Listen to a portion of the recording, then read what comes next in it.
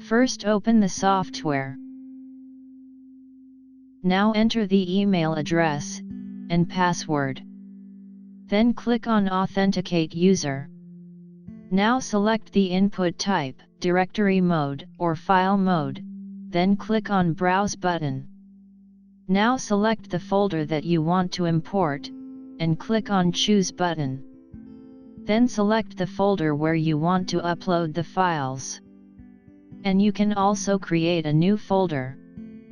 Finally, click on the Start Uploading button to start the process.